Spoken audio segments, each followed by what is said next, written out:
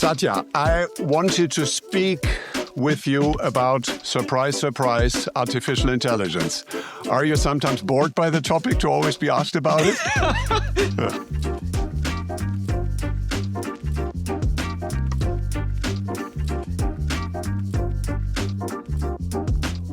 You know, you can be bored, Matthias, in this thing. You just are excited. And every day you thank yourself that we get to sort of do what we do in terms of building these technologies. But ultimately, it's the use of the technologies that need to be celebrated. I mean, what was the info that you got or the experience that you made that surprised you most about artificial intelligence in the very recent past? Yeah, I think, you know, it's interesting you asked the question the way you asked it, because in some sense, it is a little bit of, when I even look at my journey in this new generative AI, how we even got to OpenAI, the partnership, how we sponsored them when it was obviously not conventional wisdom, taking the big bets and all of that. It's really, Matthias, having a prepared mind, right? So Bill started Microsoft Research in 1995. His idea was that, look, Xerox PARC was the place that inspired a lot of the companies, whether it was Microsoft or Apple, and we wouldn't have existed. The PC industry wouldn't have existed. So he wanted to create a fundamental research organization. And in fact, the first group I think we had was a speech group. We've been at it. And in fact, we've been obsessed about natural language, right? After all, Microsoft is a productivity company. We think about text, we think about natural language, whether it's in speech or in text form. And so, interestingly enough, we've taken many shots on goal on that. And we continuously kept at it.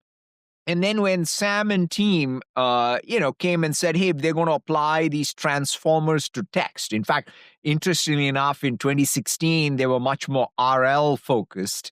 Although lately reinforcement learning has come back, their original focus was more, not as much text. And so in 2019 is when they said, let's really go after, scaling laws of transformer applied to transformers, applied to natural language.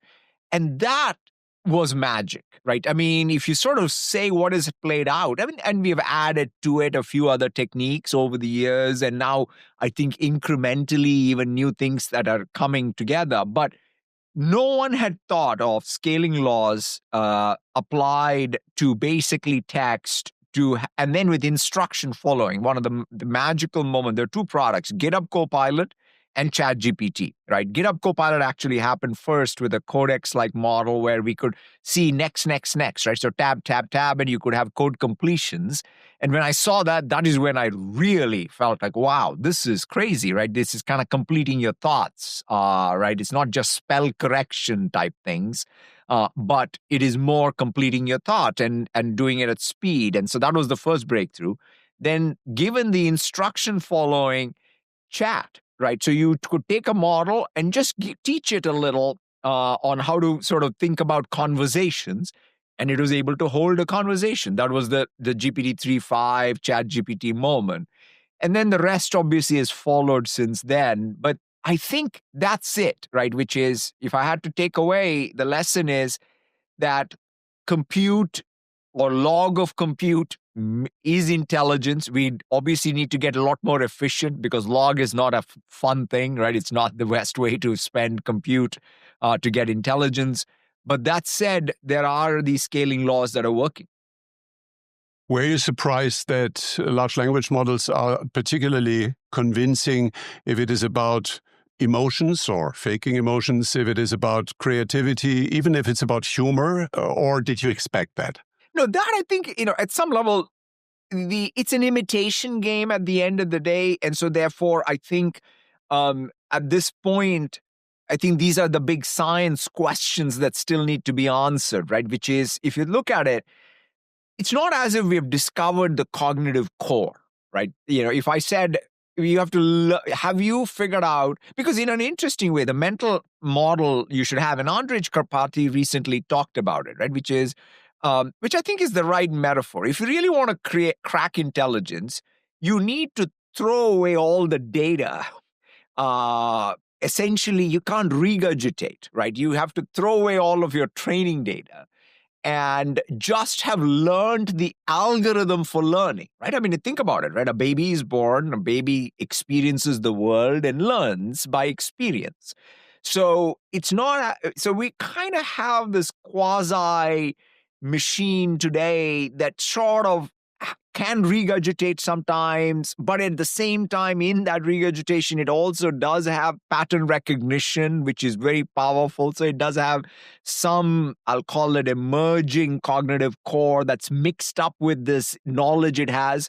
So in other words, if you can separate out the knowledge of the model from its cognitive core, like that, I think is the next big scientific breakthrough. And by the way, if you do that, it'll be a lot more energy efficient. After all, this brain, what is it, 10 watts, what have you? So therefore, I think we need even a little more science to help us understand what does it mean to have a cognitive core learning algorithm. Satya, you have said it many times in public and also in your shareholder letter, you spoke again about the transformation of Microsoft. It is basically a reinvention of the company, and it is at the same time, it needs to be also a reinvention of yourself. So what would you say is the toughest part in that? Both for Microsoft and for yourself. Yeah, no, I think for all of us, I mean, it's sort of such an important thing, right? Which is, so to me, there are two things which I would say. The original premise that Bill had when he started Microsoft was, which I think has really been very helpful framing for all the success we've had in the last 50 years, was he said, look, there's a software revolution about to happen. And guess what? He said it when there was no software industry, right? In 1975, there was no such thing. There was systems company. There was IBM, there was DEC or whatever. There was no idea. The PC didn't exist. The microcomputer revolution had not happened. And more importantly, it was not even clear that there would be an industry called the software industry. So at that time, he said, you know what? Software is the most malleable resource. Let's become a software factory. It was not about, oh, we'll build an operating system or we'll build a languages tool or we'll build an office productivity, because they all came subsequently, right? I mean, Microsoft's path, quite frankly, has been a meandering path, right? Most people don't remember. We built Office for the Mac first and Windows came later. Our first tool was on Basic Interpreter. We built Flight Simulator before Windows. So we were mostly a software factory, and we said, hey, we'll build whatever the world needs. And so that was the attitude that has really helped, or the metaphor that helped us through 50 years. Because quite frankly, even though technology changed rapidly, after all, we started, on even pre-PC and then scaled all the way to the cloud. But the fundamental game was always about, oh, you're a great software factory. But now we have to kind of help you at Axel Springer build your own software factory. So it's sort of in an interesting way, it's become a different game where whatever we do, we need to make every company and create their own AI/software factory. And so that's the paradigm shift, which, by the way, is a pretty big paradigm shift. And that's what we're in the midst of. And so that's where you got to go back to your core mission, Matthias, which is, what do we stand for? What is our brand around trust and empowerment? And reinforce it with a culture of learning new things, right? So I always go back to a sense of purpose and mission and culture reinterpreted for what is a new world of technological shift and business model shift. But in that process, Satya, did you yourself also need to change a little bit your skill set? What did you develop that you didn't have before? Or would you say with exactly the same skills you were and are able to manage that transformation? It's a great one, right? One of the metaphors we use a lot coming out of this child psychology and Carol Dweck's work of growth mindset is, when you say skill set, I think the most important skill set for long-term relevance is, how do you be a learn-it-all and not a know-it-all, right? That I think is the core. And and especially when you have had success, it becomes even harder. Because the reason why it becomes even harder is you have to unlearn the things that made you successful to learn something new, right? I mean, if you think about it, right, even today, as I sit around, this entire weekend, I spent all the time trying to get myself to understand how, new companies are building products which are different than, say, how we have built our products. After all, our scale is a massive advantage, but it's also a massive disadvantage. Let's face it, right? Which is, it's a massive disadvantage because in order for me to round trip between product, science, and infrastructure, I have 3 divisional heads who manage those 3 things, versus in a startup, they will be all sitting in one little table, all coordinating across the 3. And so to relearn what it means to create the magic of, production in the new world, that I think is where I would say you have to do that. And in order to do that, you have to have a mindset that's curious, that's capable of hitting the books, doesn't kind of have the ego get in the way. And that's a hard thing.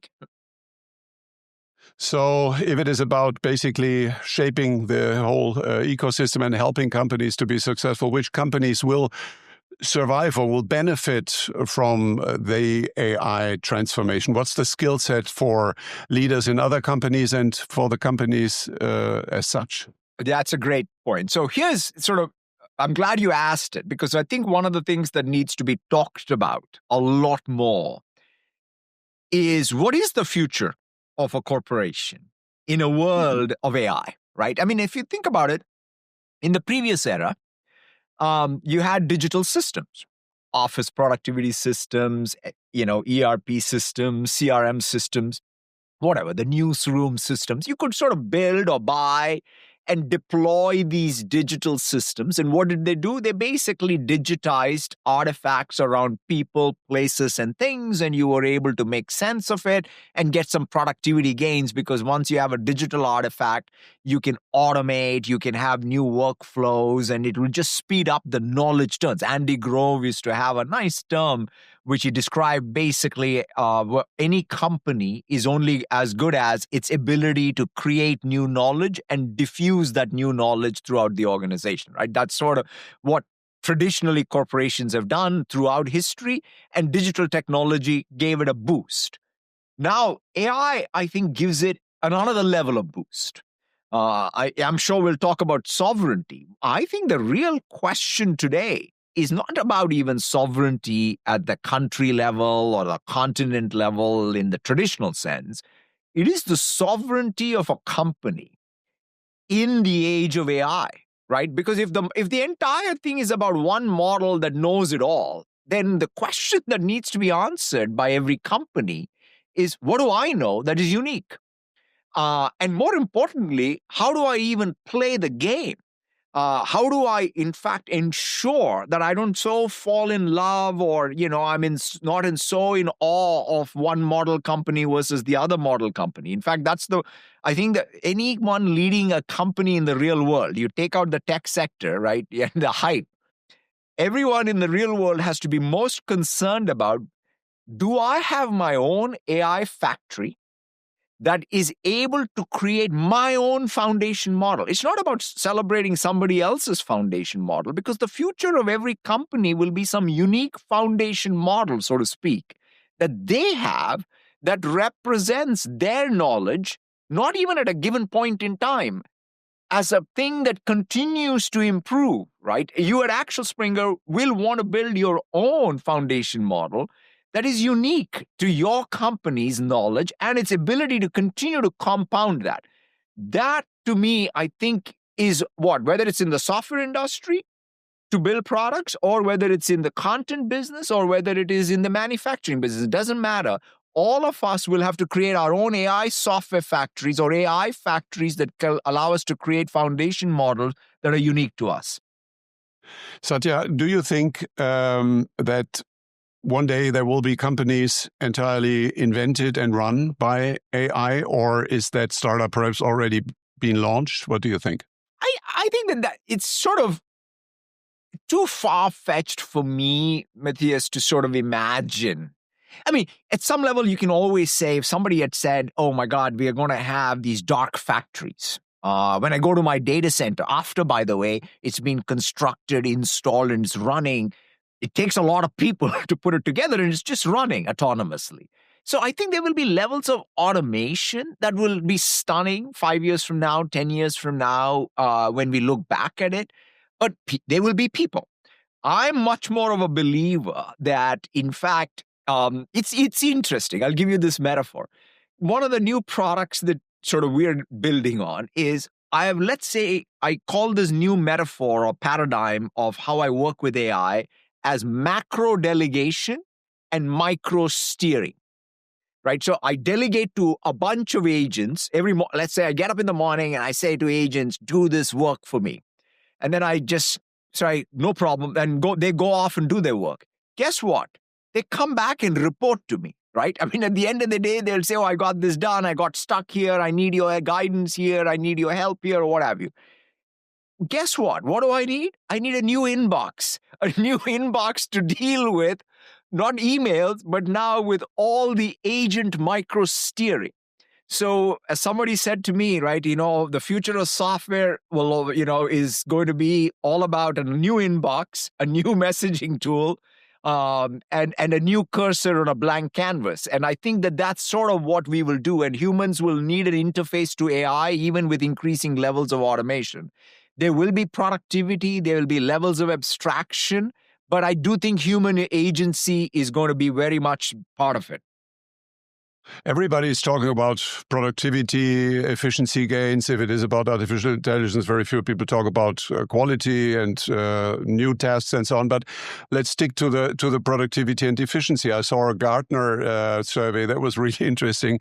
They said that 74% of the CFOs in big corporations believe in the significant efficiency gains and cost advantages through AI, but only 5% have already seen any efficiency gain or cost effect because of AI. How do you explain that gap? So do we miss the capabilities to deal with AI? By the way, this Gartner survey was on another level, also very pessimistic. They said by 27, 40% of AI tools and projects that have been used by corporations will have failed. Where does this new kind of skepticism come from? And how do you see the gap between CFOs' optimism and real cost advantages? Yeah, no, I think that's a great question. And in fact, this is probably one of the fundamental things that'll cause, I'll call it firm level differences, right? I mean, when I just speak for myself at Microsoft, I mean, this is making massive productivity changes, whether it's in our customer service, whether it's in our supply chain operations. You talked about finance, so in finance forecasting, there isn't, I mean, every day, in fact, it's no longer even the top down, it's the bottom up revolution that in some sense is happening, which is taking out drudgery, improving the quality of the outcomes, improving the flow of work, right? Somebody like just to give you one little example, we are building, we've become a very capital intensive industry, as you may have noticed. And so we're building all these data centers. We have 500 plus fiber operators around the world. And fiber, at the end of the day, is a physical asset. Things happen to it, right? They get cut or what have you, and someone has to repair it.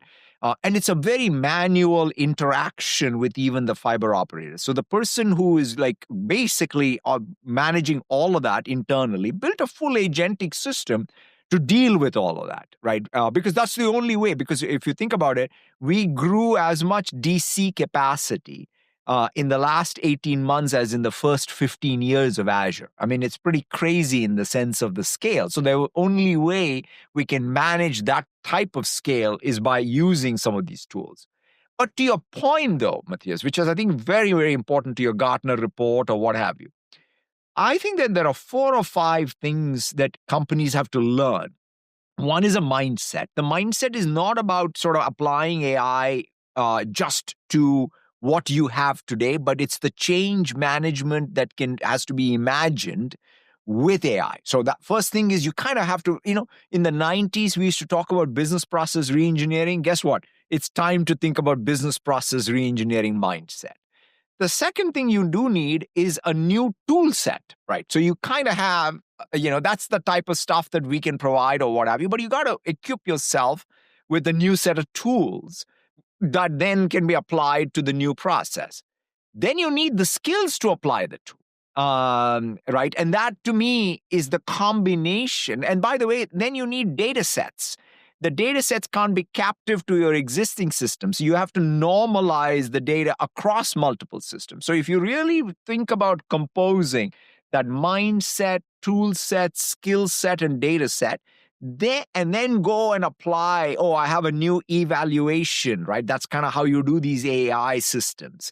So there's a lot of learning, right? So if you go and say, I'm going to approach it like any other IT project from even last year, it's going to fail by definition. And so that's where I think a lot of the hard work that's got to be done at the economy level is the replumbing of the IT skill set.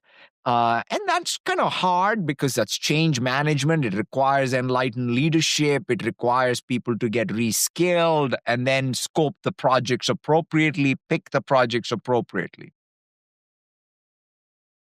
That's interesting. Nevertheless, even if we get that done, it seems that at the moment there is a bit more of, let's say, future skepticism with regard to this idea that AI will be the kind of unstoppable growth booster. And more people are also asking, could it be a bubble, or at least could there be a phase where a bubble is bursting? And some people are basically attributing this vibe shift to a conversation that you had recently together with Sam Altman, an interview that you did together. And then Sam was asked whether it's kind of reasonable to have a company that generates 13 billion revenues and at the same time commits for 1.4 trillion, which in a way we have seen all these big deals in the last weeks. It is a bit scary. So what is your take? How will this development be? Will we see a kind of almost linear or exponential development that goes only in one direction, or will there be a correction that could be also a kind of healthy shakeout of unsuccessful ideas and companies, and could kind of bring the euphoria to more realism?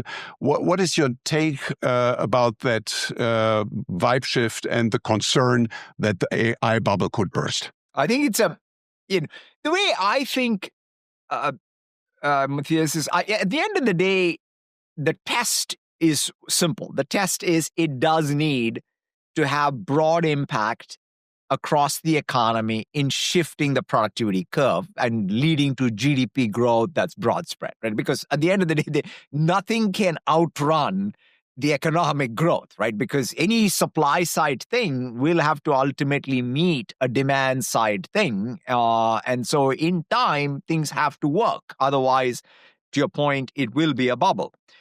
But that said, the reason why we have confidence is not because of some future that we imagine, is because this is where I think it's always the case in tech, right? Which is the future is already here, except it's not evenly distributed. And so that is sort of the asymmetry, right? If I had not seen GitHub Copilot work in 2020 or 2019 even, now when I look back at it, I don't think we would have done the investments that we would have done, right? Or, I mean, I see the speed with which Copilot is kind of improving in its reasoning capabilities, right? I mean, even this weekend, some of the things, right? Literally, there was this unbelievable, like even in response to an email, right? It's not like, I hit a button and it just said, or came up with some English language response.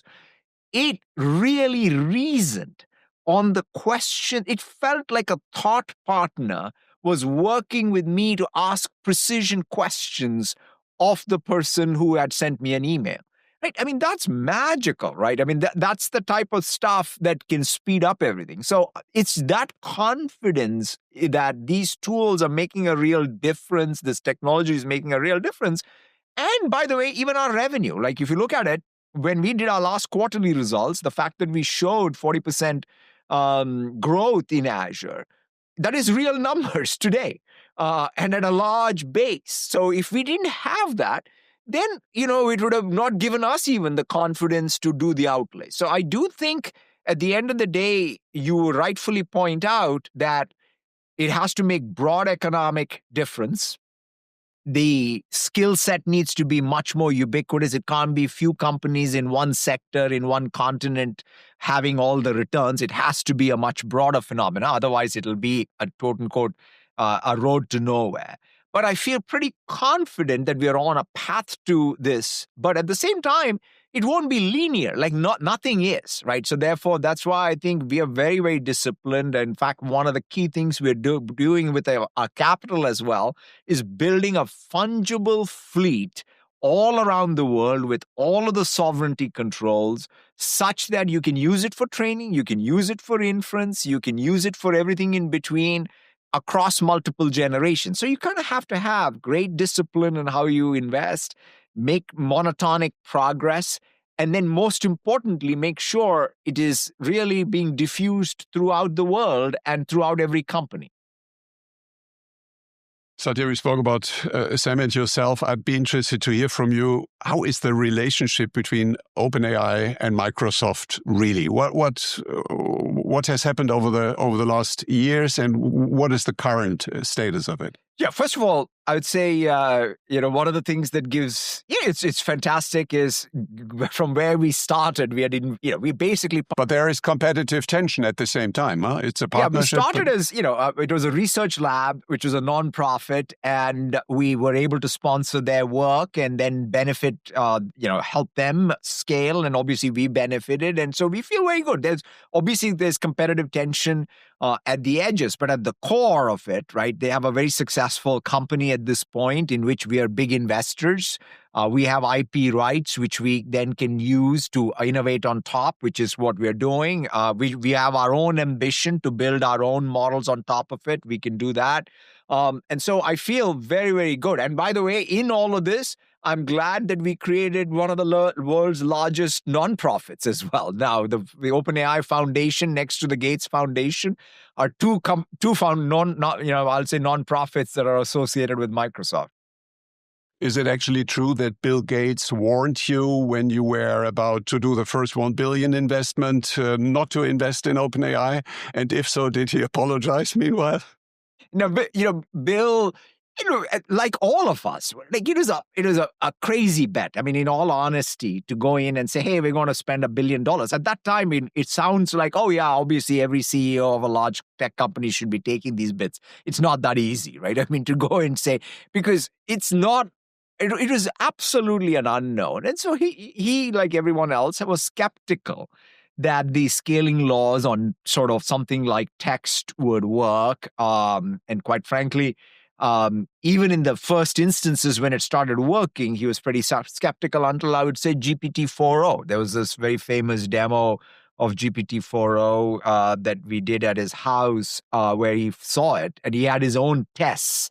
All his, I think they were all the MCAT medical tests and so on that he wanted to see. And that's when I think he changed, because Bill was a much more, I would say Bill's core was always more symbolic logic. He was not a neural network person, right? He just didn't believe that neural nets can just learn. And he just wanted a symbolic logic to learn the relationships between people, places, and things. And so this was the first time when I saw him cross over. He'll still talk, by the way, if you talk to him ever, he'll still say this thing. It goes back a little bit to my point about that cognitive core.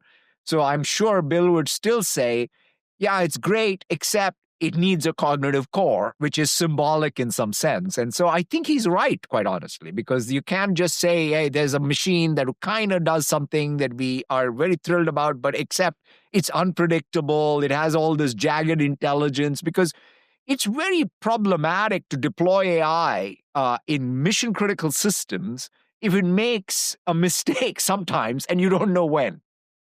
Yeah.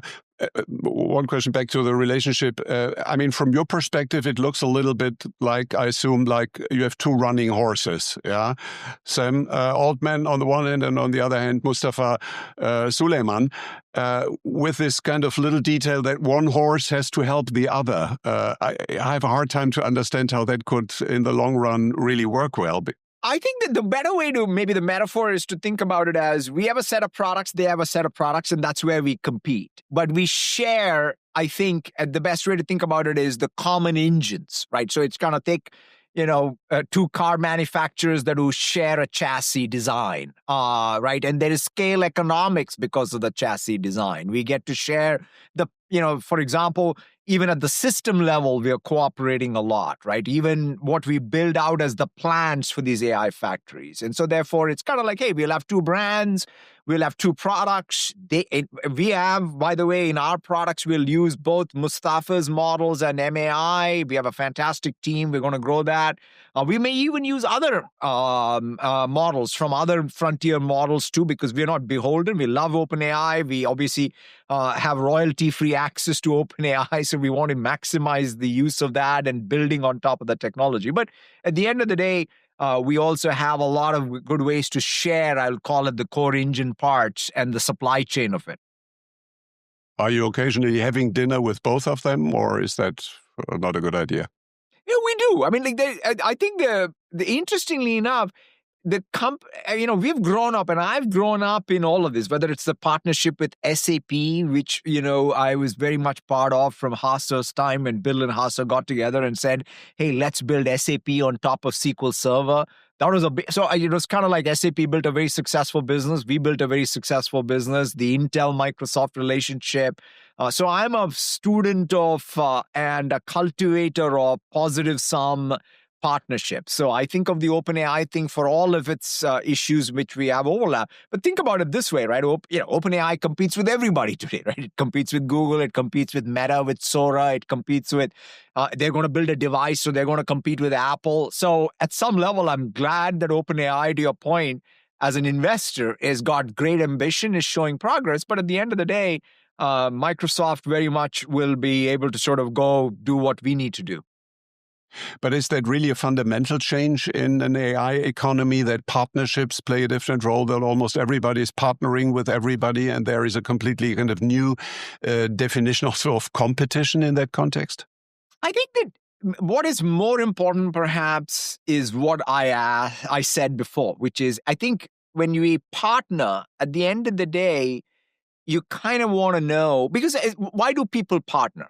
People partner to get leverage, right? Because in some sense, it's always the question of vertical integration, right? Everyone can start by saying, let me produce my own electricity to the output, right? But at the end of the day, specialization has a role. And you could say, wow, as long as I can bring together partnerships and specialization to compose so that I can do something that's unique and I get leverage, right? That's the core thesis, and it's positive sum. And so I feel like that's what needs to be found. So sometimes I think whether it's in the tech, a lot is written about the tech industry and its partnerships. But foundationally, tech industry knows how to differentiate in a partnership.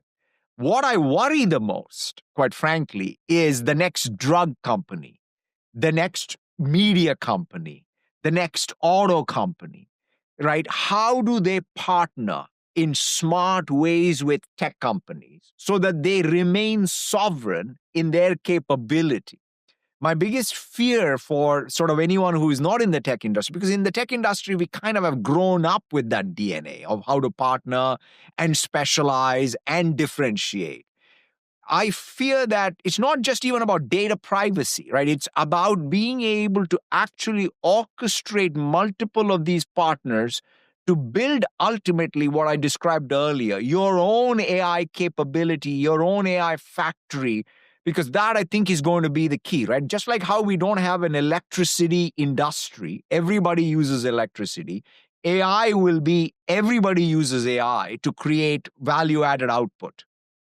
You mentioned it a couple of times today. Energy, electricity is a key factor and seems to become the scarcity. In Virginia, there is this plan of a data center that has a capacity of 47 gigawatts, which equals roughly 47 nuclear power plants. So how is your outlook?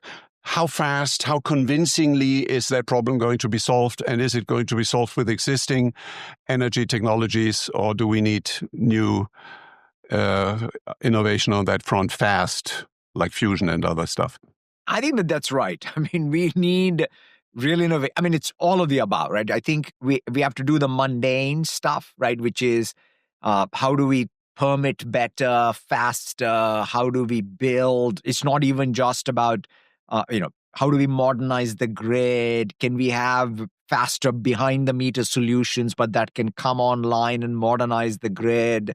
There is how do we get even permits to build faster, while at the same time making sure that it's compliant to all the regulations, including the environment. And at the end of the day, I think that this industry to which I belong needs to earn the social permission to consume energy because we're doing good in the world, right? Because at the end of it goes back a little bit to your previous question, right? You just can't be, hey, I'm going to consume 4-5%. The good news here is we start from a very low base, right? I mean, if you look at it, at the end of the day, it's 3-4%, maybe 5%, maybe 10% by the end of the decade. Most of the growth is happening in this space. So that's why I think it's putting a lot of pressure. But still, it needs to result in that economic growth that's broad spread in the economy so that we have the social permission to consume energy. And then, to your point, we need the innovation in the sources of energy. We need innovation in how we utilize it with the best, I'll call it, power efficiency. And so there's a lot of work that's going on in this space. In order to solve it, do AI companies need to become energy companies in a way? I don't think so. I think that this is another place where I think there is again going to be the coming together of a new value chain in which I think there is going to be great innovation and great specialization that'll all compound. Right? I mean, there may be one or two places where we may do something, that's quote unquote behind the meter that makes it sound like we're in the energy business. But I'm a big sort of believer that you just can't vertically integrate it into every field, which you don't belong in, quite honestly, and you don't have the expertise in. But to your point, but one way to think about it is our offtake of energy, of any hyperscaler, may be a great stimulant for the next big energy entrepreneur or an energy company today. But what is then the energy technology that you count most on with regard to future developments? I think right now, quite honestly, in terms of we have some nuclear, purchasing agreements. We'll see how that comes along. Obviously, we're currently in, with every form of renewable energy. In fact, we may be the biggest buyers of renewable offtake and PPOs everywhere, PPEs rather. And so therefore, I feel that we are going to not be dogmatic about any one, but we do need. And the other thing I would say is when I look at my data center bills, it's interesting to see even the amount we spend in the grid modernization, because they are ultimately grid power and stable base power is going to be the most important thing. And so we need to do all of those. If we are talking about energy supply, we have to talk about Europe and particularly Germany, where there is a problem. We dropped out of nuclear energy, and I think that is setting limits for your expansion plans to Europe, in particular to Germany, correct?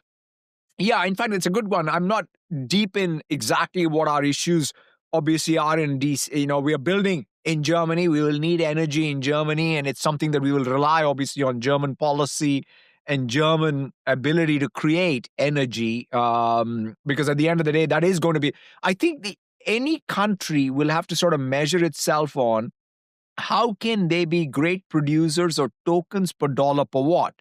The good news is we are happy to invest capital, right? So in some sense, us and others will come build the data centers so that the German economy can benefit from this.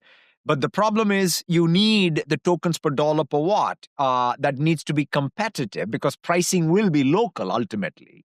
And so even German companies, if they don't get the best pricing, they'll just go to Netherlands or wherever the prices are there. Should Germany go back to nuclear energy? I'm assuming as much of a political question as it is a technological question. And so I would let the German people decide as opposed to sort of me. But I would say, I think having energy capability, right? When I look at the United States, right, what is the current administration? And I think rightfully so, they have focused a lot on making sure that there is real energy coming online in order to make sure that, in fact, it is not like there are two things that they're concerned about. They don't want to increase prices on the citizens of the United States because there needs to be a new build for AI. That's one side of it. And then the second side of it is how do we build more energy for, being a leading provider in the AI age? And I think that's what every country needs to do. The next years will be decisive. So if Germany does not return to nuclear energy and new technologies are not at hand, they will solve the problem immediately. The likelihood that we are going to miss out on AI and value creation in that context is high, isn't it?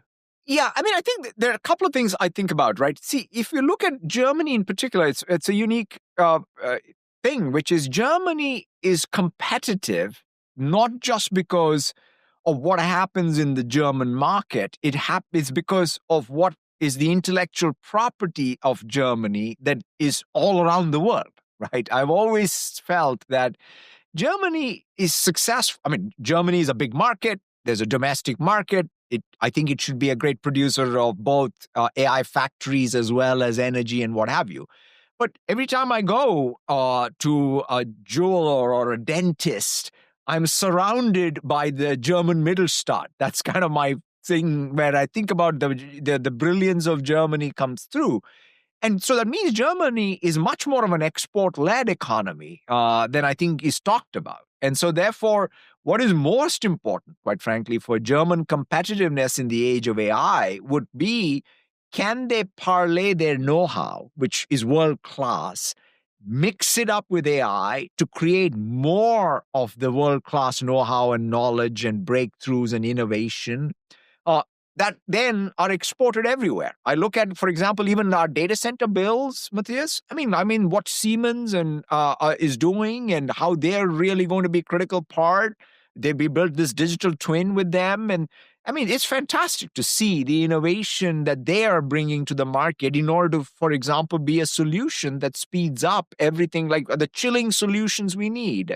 All of these things, I think, do lend themselves very well to, I would say, Germany's economic growth. If we speak about Europe, do you think Europe should aspire for sovereignty in AI, or is that a false goal? I think that every country, whether it's at the European Union level or at the country level, like in Germany, I think sovereignty is an important consideration, like it is for the United States, right? So every country would like to ensure that there is continuity of their supply, there is resilience in their supply, and there's agency in which how they operate. And that's one of the reasons why we have made all these commitments. So the first is we are investing in Germany, in the European Union with our capital, putting it at risk. So these are not AI factories or cloud factories that sit in the United States. They are in the continent and in the country. That's first. Second is we have now sovereign services, whether in the public cloud for all of the data to be protected, encrypted, the data plane, the control plane to be sovereign. We even in Germany have a sovereign cloud. We have private cloud options. So basically, I feel whether it's on the technology side, whether it's on the governance side, or even on the legal side, we've put in a framework which is all our commitments for sovereignty. But the one thing I feel everyone's talking about this, which is very important.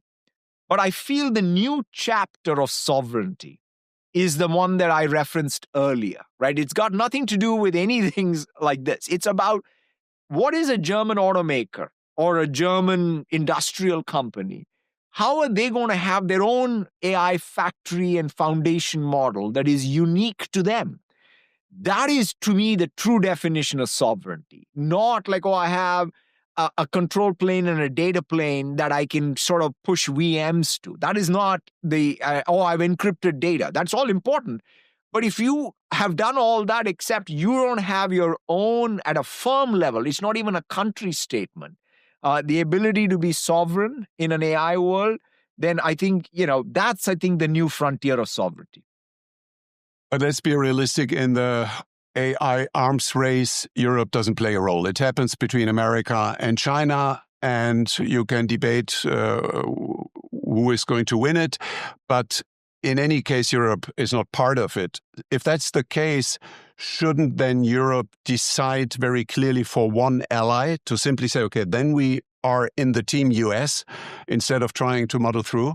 I think that again is a geopolitical sort of call, which I think makes sense. And I think, yes, I think in some sense, that by definition, the natural relationship across the Atlantic between Germany and the United States and so on, I think makes so much logical sense. But set that aside, I would slightly disagree with sort of your comment about Europe is sort of just got to pick.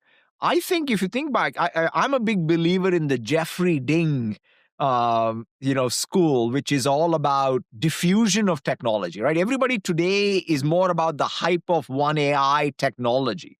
Quite frankly, the country that is going to really win is going to be the one that can scale up broadly on AI, use AI broadly in their economy, in their health sector, in their manufacturing sector, in their education sector, and grow their economy, right? More so. In fact, it may turn out the irony of all of this would be, it's not just the production side of it. It is the usage side of it and the diffusion side of it that's going to probably be the winners. And I think Jeffrey's book, I forget the title of the book, but it's a great one to read because in some sense, his entire thing is, hey, history has proven that general purpose technologies are not about leading sectors and who owns the leading sector. It's about the diffusion. And so if you buy into that argument, I would say Germany or Europe could be the big winner as long as they do the hard work of actually getting the technology in, reskilling, using that technology. And in fact, the next time the Gartner report comes, and if the Gartner report says, oh my God, the companies that seem to have the most success rate in using AI are German companies, that's the day when you can go long. Would you take a bet who is going to develop artificial superintelligence first, China or America? And would America's chances to win that be higher with Europe, or doesn't make it a difference?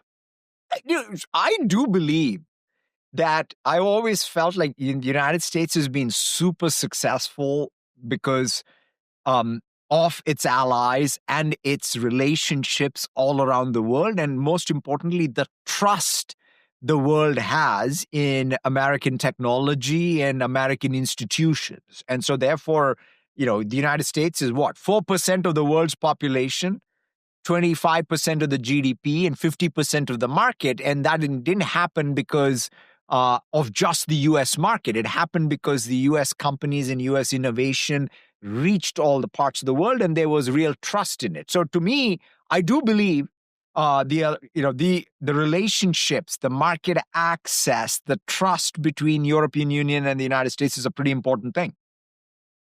But I mean, trust alone is not going to do it. And the fact that China has a population of 1.4 billion, they have access to all data and behavioral data of their population. The only limitation for them is basically what kind of dilutes their control of their own population. Everything else will be done.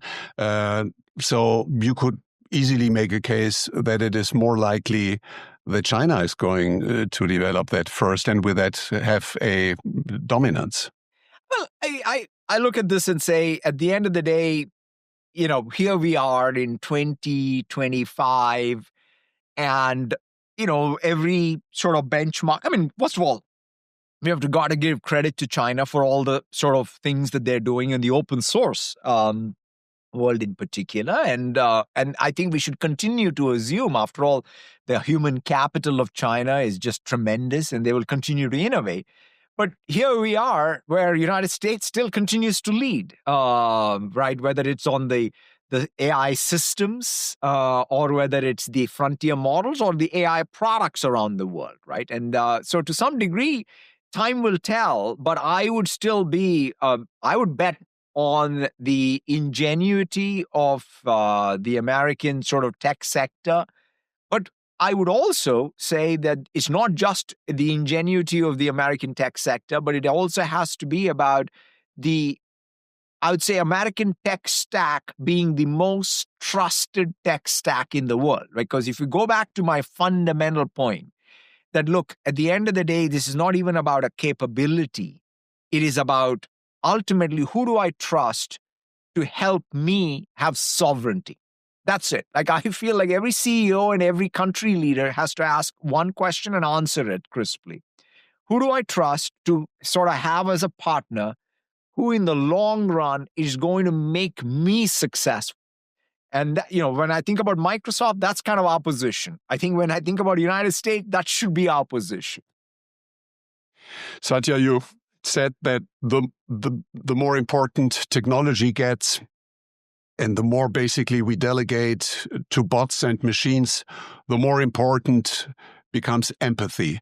Is that one of the reasons, or the main reason, why you are now basically bringing people back to the office at Microsoft? No, I mean, look, first of all, it's very interesting in this age of AI and automation and autonomous agents and so on. It's even more important to recognize how humans collaborate. In fact, there isn't a substitute to workplace as the best collaboration tool. It's so fascinating, right? So I think at the end of the day, I do feel we have all learned a lot of what it means to collaborate over distance and remote and what have you. But there is a real sense that something gets lost when you don't bring people together. When I think about what I describe as the new production function, how do you get the product people, the science people, and the infrastructure people to really collaborate in new ways, right? To build that, because this is one of the fascinating things. AI is not learned the context engineering that is needed, whereas humans do, right? I can pick up social cues. I can pick up emotional cues, bring those things together in how I accumulate knowledge and how I collaborate and innovate. And so I think, yes, the physical space is important, but it's not like I'm not so dogmatic that we were all remote once. We were never that. We're now all in person, and we'll always have a lot more flexibility. Empathy, to your point, requires us to understand, the context a little better, but at the same time, not be too dogmatic on the two ends. But it really seems that people want to interact in person in a way more than ever. Conferences are booming, social events are booming, live events are booming, because it is about that interaction. So do you see that as a kind of general trend of civilization, that EQ becomes more important than IQ because IQ is more and more a machine thing? I've always felt like, I think basically IQ, EQ, and I think Mustafa likes to even talk about social intelligence or SQ. I think all these things, I think, are important in human society. And in fact, if anything, if you're going to have these AIs that can then interface with us, they also need to develop a better sense of how to interface with our needs across these three. And so, yes, I would subscribe to it. I mean, IQ has a place, but it's not the only thing that's needed in the world. And I've always felt, at least as leaders, if you just have IQ without EQ, it's just a waste of IQ. Satya, we have to come to an end, but one more question. Is there anything that nobody knows about you that you could share with us now? Nobody knows about me. God, that is a hard thing. What would it be? can be a strength, or it can be a weakness, or it can be just an interesting fact. One weakness I have is for these Indian sweets that, oh my God, like I cannot resist. If anybody gets me anything and leaves it, it'll be gone. Satya, if you had to do an interview with yourself, which would be the question that you would ask yourself that nobody so far ever asked you?